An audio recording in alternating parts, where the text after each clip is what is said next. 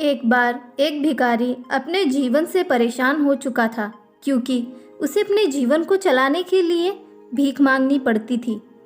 उसे हर एक चीज़ के लिए भीख मांगनी पड़ती थी।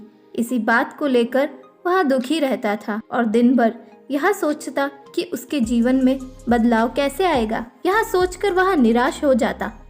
वह हर दिन देखता कि बहुत सारे लोग निराश होकर आंखों में आंसू लिए लोग और विभिन्न चिंताओं से परेशान लोग गौतम बुद्ध की तरफ जाते और वापस लौटते समय वे लोग बहुत ही खुश होते थे।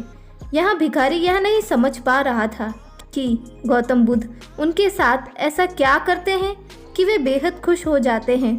वापस लौटते हुए लोगों के हाथों में ना तो ढेर सारा पैसा होता है, ना ही सोने चांदी।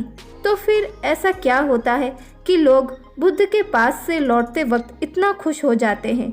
यह सब सोचकर वह भिखारी ने निर्णय लिया कि वह भी महात्मा बुद्ध के पास जाएगा और देखेगा कि ऐसा क्या हो रहा है कि दुखी लोग उनके पास जाकर खुश हो जाते हैं।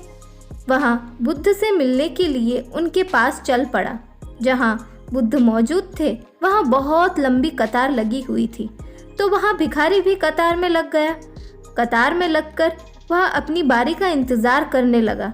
देखते ही देखते उसकी बारी आ गई और उसने बुद्ध से कहा, बुद्ध, मैं बहुत ही गरीब हूँ, मेरे पास कुछ भी नहीं है।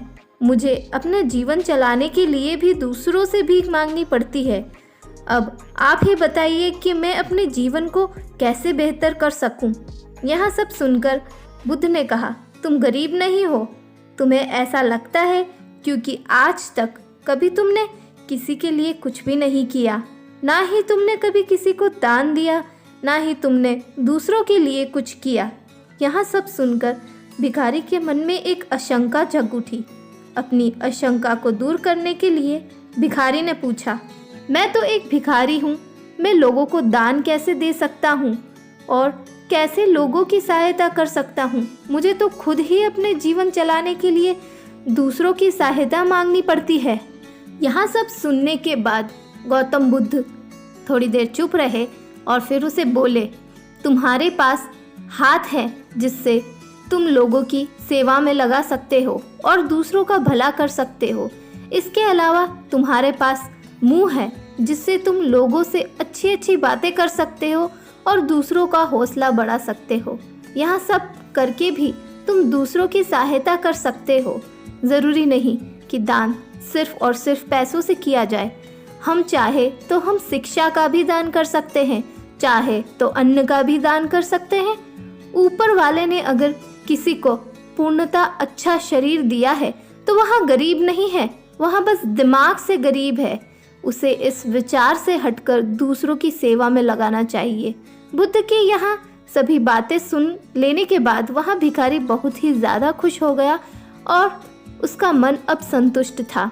इस कहानी से हमें यह सीख मिलती है कि हम सब इस बात की चिंता में समय बर्बाद करते हैं कि हम गरीब हैं, लेकिन यह सत्य नहीं है। सत्य तो यह है कि जब तक हमारा शरीर पूरी तरह से बेहतर हो तो हम उसका उपयोग करके आगे बढ़ सकते हैं और खुद के जीवन को बेहतर बना सकते हैं।